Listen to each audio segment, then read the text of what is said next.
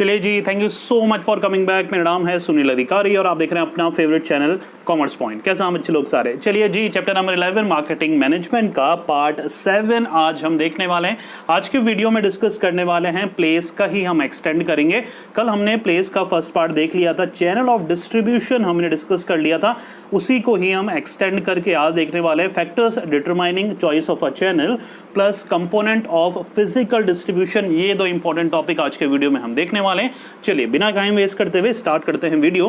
देखिए, factors determining choice of channel, ऐसे factors जो कि डिटरमाइन करते हैं हमें कौन सा चैनल चुनना है। चैनल चुनना है मतलब डायरेक्ट हमें इस्तेमाल करना है या फिर इनडायरेक्ट करना है। डायरेक्ट आपको पता है जहां पर प्रोड्यूसर डायरेक्टली सेल करता है गुड्स को कस्टमर के, और इनडायरेक्ट मतलब होता है बीच में वेरियस इंटरमीडिएरीज आ जाते हैं। मान के चलिए मैन्युफैक्चरर अगर प्रोड्यूस कर रहा है कोई भी चीज तो बीच में होलसेलर आ जाएगा, रिटेलर आ जाएगा और फिर जाके कस्टमर आता है, इसको हम इनडायरेक्ट चैनल बोलते हैं। तो वेरियस फैक्टर्स देखेंगे, उसके बेसिस पे हम देखने वाले कौन से फैक्टर्स में किस चैनल की रिक्वायरमेंट होगी, डायरेक्ट की होगी या फिर इनडायरेक्ट की होगी। चलिए स्टार्ट करते हैं वीडियो। सबसे पहला है प्रोडक्ट रिलेटेड फैक्टर में value of product line. Value of product line में क्या है, देखिए बच्चा, if value of product is high, direct sale is preferred। अगर प्रोडक्ट की प्राइस बहुत महंगी हो, मतलब कीमती प्रोडक्ट हो, तो हम डायरेक्ट सेल करते हैं, मतलब प्रोड्यूसर सीधा भेजता है कस्टमर को, क्योंकि महंगी चीज़ है, खराब हो जाएगी, बीच में ज़्यादा लोग आएंगे तो, right. While for less costly product में क्या होगा, लॉन्गर चैनल्स। जो सस्ती चीज़ है वहाँ पर आप होलसेलर को दे सकते हो, होलसेलर रिटेलर को दे सकता है, रिटेलर फिर कस्टमर को दे सकता है। पूरा बच्चों clear. Value of product line में महंगी चीज़ है तो हम डायरेक्ट चैनल, सस्ती चीज़ है तो लॉन्ग चैनल, सिंपल। प्रोडक्ट की कॉम्प्लेक्सिटी की बात करें, इन टेक्निकली कॉम्प्लेक्स प्रोडक्ट, अगर प्रोडक्ट जो है कॉम्प्लेक्स है, कोई टेक्निकल प्रोडक्ट है, कोई आपका इलेक्ट्रॉनिक प्रोडक्ट है जिसपे समझाने की ज़रूरत पड़ती है, डेमोन्स्ट्रेशन की ज़रूरत पड़ती है, यूज़र को सीधा दे दिया जाए तो समझ में नहीं आता कैसे ऑपरेट करें, तो वहाँ पर in technically complex product direct sale is preferred, right. In technically complex product direct sale is preferred, whereas for simple product में क्या हो गया, longer chains can be used. पूरा है। टेक्निकली कॉम्प्लेक्स अगर प्रोडक्ट है, मान के चलिए कोई इंपोर्टेड कार है, तो वहाँ पर हम क्या लॉन्ग चैनल प्रेफर नहीं करते हैं, वहाँ पर हम क्या प्रेफर करेंगे, वहाँ पर हम डायरेक्ट चैनल प्रेफर करेंगे। सिंपल प्रोडक्ट में जो easy to use simple product है, वहाँ पर हम लॉन्ग चैनल प्रेफर कर सकते हैं, राइट। चलिए, सी है nature of product, customize product require direct sale. Customize product मतलब ऐसे प्रोडक्ट जहाँ पर कस्टमर ने उनको ऑर्डर देके बनाया होता है, वहाँ पर डायरेक्ट सेल होती है। और जहाँ पर स्टैंडर्डाइज प्रोडक्ट होते हैं, नॉर्मल सा आपने ऑर्डर करा है, मतलब आपने खुद नहीं बनवाया है, नॉर्मल सा आपने खरीदा है कहीं से, तो वहाँ पर क्या होगा, स्टैंडर्डाइज प्रोडक्ट के लिए हम इंटरमीडिएरीज या फिर जो लॉन्ग चैनल है जिसको आप क्या बोलते हैं, इनडायरेक्ट चैनल जो है उसका हम यूज़ में लेते हैं। पूरा क्लियर। चलिए, पेरिशेबल और नॉन पेरिशेबल प्रोडक्ट की बात करें। पेरिशेबल मतलब जो जल्दी ख़राब हो जाते हैं, नॉन पेरिशेबल मतलब ड्यूरेबल है, लंबे समय तक चलने वाले प्रोडक्ट। डायरेक्ट सेल होती है फॉर पेरिशेबल प्रोडक्ट और लॉन्ग चेन प्रेफर करते हैं नॉन पेरिशेबल प्रोडक्ट। नॉर्मल सी बात है, जो प्रोडक्ट जल्दी ख़राब हो जाएंगे वहाँ पर हम बीच में इंटरमीडिएरीज को अगर दे देंगे तो बहुत टाइम लग जाएगा कस्टमर्स तक पहुँचने में। पूरा बच्चों क्लियर। चलिए आगे है कंपनी रिलेटेड प्रोडक्ट। यहाँ पर देखिए फाइनेंस है पहला।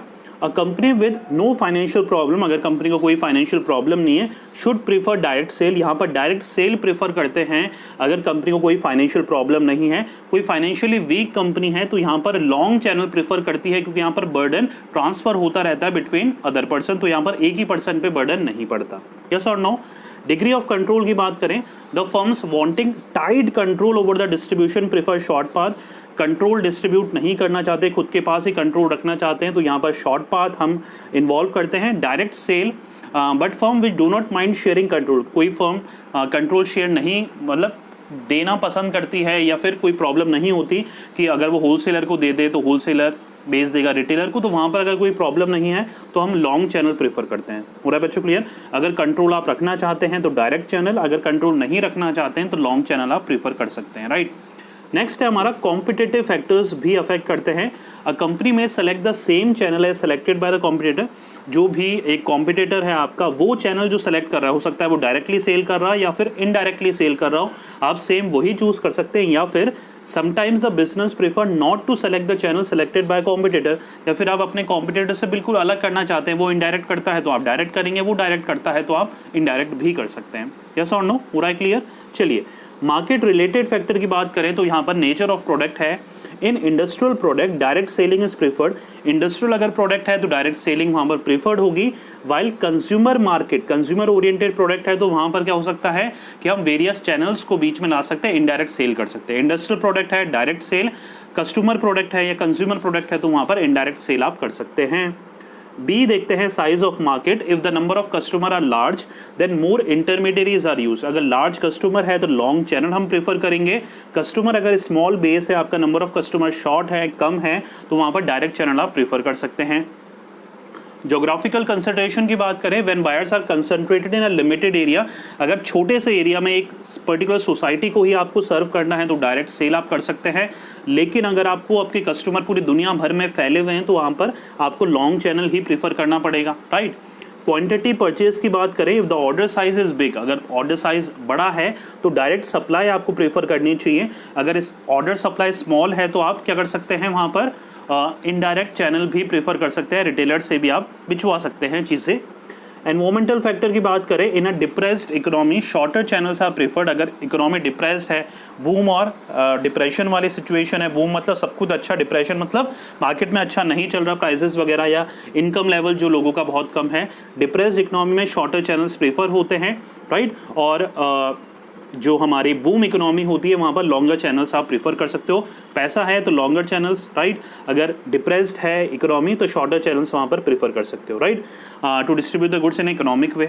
हो रहा है बच्चों क्लियर? चलिए, तो ये हो गए हमारे फैक्टर्स अफेक्टिंग। अब एक और इंपॉर्टेंट टॉपिक देखने वाले हैं क्विक, जो कि हमारा कंपोनेंट्स ऑफ फिजिकल डिस्ट्रीब्यूशन। कौन कौन से ऐसे कंपोनेंट हैं जो कि अफेक्ट करते हैं गुड्स को डिस्ट्रीब्यूट करने के लिए, ग्लोबली या लोकली या जहाँ पर भी आप डिस्ट्रीब्यूट करना चाहते हो, from one place to other, right. Order processing means, पहला है order processing. Order processing means the time and steps involved between taking order from customer and delivery of goods as per order. There is a direct relationship between the time taken in order processing and satisfaction of customer. देखिए, सबसे पहला component है order processing. आज के time में हर customer को quickly उनका product delivered चाहिए टू द होम, तो यहाँ पर ऑर्डर प्रोसेसिंग में बहुत ज़्यादा टाइम नहीं होना चाहिए। दैट मीन्स कस्टमर ने जब ऑर्डर दिया उसको प्रोसेस कर कर जब तक वो आपके घर आता है उसके बीच में जितना ज़्यादा टाइम लैग होगा, जितना ज़्यादा डिफरेंस आएगा, उतना ज़्यादा कस्टमर्स इनसेटिस्फाई या कम सेटिस्फाई होगा आपसे। नॉर्मल सी बात है ना, आपने अमेजोन या फ्लिपकार्ट से कोई चीज़ मंगाई है और वो अगले ही दिन आपके घर आ जाती है तो आप सेटिस्फाई रहेंगे अमेजोन या फ्लिपकार्ट से। अगर आपने कोई चीज़ मंगाई है और बोला था 2 दिन में आएगी और लग गया 1 हफ्ता, तो आप सेटिस्फाई नहीं होंगे, नॉर्मल सी बात है। तो ऑर्डर प्रोसेसिंग में कम से कम टाइम लगना चाहिए, हर मार्केटर को ये ध्यान रखना है, राइट। चलिए, नेक्स्ट है transportation. There are various means of transportation available in road, air, pipeline, water trains, etc.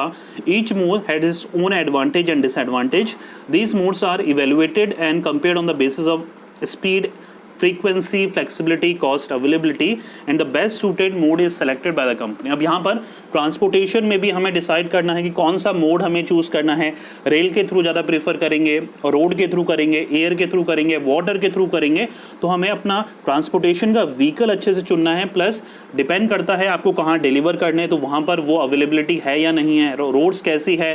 अब रोड अगर अवेलेबल नहीं है, रोड कनेक्टिविटी नहीं है, तो आपको एयर के थ्रू या वाटर के थ्रू सप्लाई करना पड़ेगा। तो आपको बहुत सारी चीज़ें सेलेक्ट करनी पड़ती है ट्रांसपोर्टेशन के पॉइंट ऑफ व्यू से भी, राइट, क्योंकि ट्रांसपोर्टेशन व्हीकल आपका एक जरिया है जिसके थ्रू गुड्स आपका डिलीवर होता है टू द कस्टमर। तो आपको बहुत केयरफुली सेलेक्ट करना पड़ता है अपना ट्रांसपोर्टेशन व्हीकल, राइट। आपको फ्रीक्वेंसी देखनी पड़ती है, फ्लेक्सिबिलिटी देखनी पड़ती है, कॉस्ट बहुत ज़्यादा अगर कॉस्ट लग रही है आपकी तो वहाँ पर भी आपको कॉम्प्रोमाइज़ नहीं करना पड़ेगा या देखना पड़ेगा, राइट। तो बहुत सारी चीज़ें आपको ट्रांसपोर्टेशन लेवल पे भी सोचनी पड़ती है। वेयर हाउसिंग की बात करें, वेयर हाउसिंग जैसे आप जानते हैं गोडाउन वगैरह, क्योंकि जब चीज़ें प्रोड्यूस होती है उसकी रिक्वायरमेंट तब ही नहीं होती है, तो ज़रूरी नहीं है उसकी रिक्वायरमेंट तब हो सकता है आज चीज़ें प्रोड्यूस हो रही है 6 महीने बाद रिक्वायरमेंट हो, तो वेयर हाउसिंग और गोडाउन्स पे हमें चीज़ें रखनी पड़ती है। तो हमें यहाँ पर डिसाइड करना पड़ता है कि प्राइवेट खुद का वेयर हाउस बनाना है हमें या गवर्नमेंट वेयर हाउसेज को हमें यूज़ करना है, राइट। प्राइवेट करते हैं या खुद का बनाते हैं तो वहाँ पर लग्जरी ज़्यादा है, गवर्नमेंट का यूज़ करते हैं तो हमें कमीशन देना पड़ता है, पर्टिकुलर फीस पे करनी पड़ती है। तो दोनों के कॉन्सिक्वेंस है, पॉजिटिव या नेगेटिव है, और हमें वेयर हाउसिंग पे भी ध्यान देना पड़ता है, right. Whatever is produce is not sold off immediately, therefore every company need to store the finish goods until they are sold in the market. Maintaining stock and warehousing involve a cost, whether company has its own warehouse or used hired one. यहाँ पर cost involve होती है। देखिए ये सारे चीज़ों में cost हमें देखनी है। अगर ऑर्डर प्रोसेसिंग में बहुत ज़्यादा टाइम लग रहा है तो हमारे लिए वो नेगेटिव है, कस्टमर रिटर्न भी कर सकता है, राइट। ट्रांसपोर्टेशन में अगर आपने सही व्हीकल नहीं चुना, बहुत देर में डिलीवर कर रहा है गुड्स, तो हमें लॉस हो सकता है, राइट।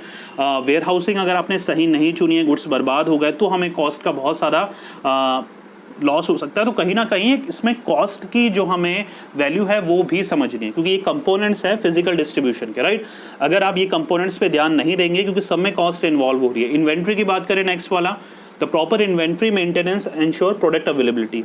मान के चलिए आप कोई कंपनी के ओनर है जहाँ पर प्रोडक्ट बनता है और वहाँ पर स्टॉक ही अवेलेबल नहीं है, तो प्रोडक्ट बनने में देरी होगी, प्रोडक्ट बनने में देरी होगी तो मार्केट में वो देर में पहुँचेगा तो कस्टमर को देर में मिलेगा। हो सकता है आपका प्रोडक्ट कस्टमर स्विच कर ले, आपके कॉम्पिटिटर का प्रोडक्ट कंपनी यूज़ करने लग जाए या कस्टमर यूज़ करने लग जाए, राइट।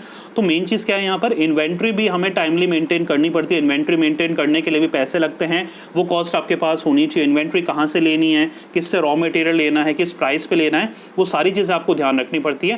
तभी एक अच्छी लेवल की inventory regular smooth flow of business को मेंटेन रखने के लिए बहुत जरूरी है। पूरा बच्चों क्लियर। तो बेसिक से ये चार ही हमारे कंपोनेंट है जो हमें फिजिकल डिस्ट्रीब्यूशन में पढ़ने हैं। चारों ही अफेक्ट करते हैं अच्छे फिजिकल डिस्ट्रीब्यूशन के डिसीजन को या फिर गुड्स को इफेक्टिवली डिलीवर कराने में कस्टमर्स तक, राइट। प्रोडक्ट बन गया सिर्फ यही द एंड नहीं है, राइट। प्रोडक्ट बनने के बाद भी बहुत सारी चीजें हैं। ऑर्डर प्रोसेसिंग आपको देखना पड़ता है, राइट। आपको ट्रांसपोर्टेशन देखना पड़ता है, आपको वेयर हाउसिंग की फैसिलिटी देखनी पड़ती है, आपको इन्वेंट्री मेंटेनेंस देखना पड़ता है, राइट। ये भी जरूरी है ना। आपने प्रोडक्ट बहुत अच्छा बना लिया, बिकने लग गया, अब वापस से जब डिमांड आएगी उसकी, तो जब डिमांड आ रही है, जब अवेलेबल होना चाहिए मार्केट में। आपने एक बार प्रोडक्ट बना लिया, 100 पीस बना लिए, 100 के 100 बिक गए, कस्टमर डिमांड कर रहा है, लेकिन आप उसको 2 महीने बाद वो प्रोडक्ट दे रहे हो, तो कस्टमर स्विच कर लेगा आपका प्रोडक्ट को, आपके कॉम्पिटिटर का प्रोडक्ट यूज करने लग जाएगा, राइट। तो यहाँ पर बहुत सारी चीजें हैं जो कि एक बिजनेसमैन को, मार्केटर को ध्यान में रखनी पड़ती है in order to market their product and services, right. तो ये था आज का वीडियो। उम्मीद कर रहा हूँ सारे जो पॉइंट्स से वैल्यूएबल रहे होंगे, आपको समझ में आए होंगे। मिलेंगे नेक्स्ट वीडियो में किसी और इंटरेस्टिंग टॉपिक के साथ। तो पढ़ते रहिए, मेहनत करते रहिए, क्योंकि आपका भी दिन आएगा। Thank you so much.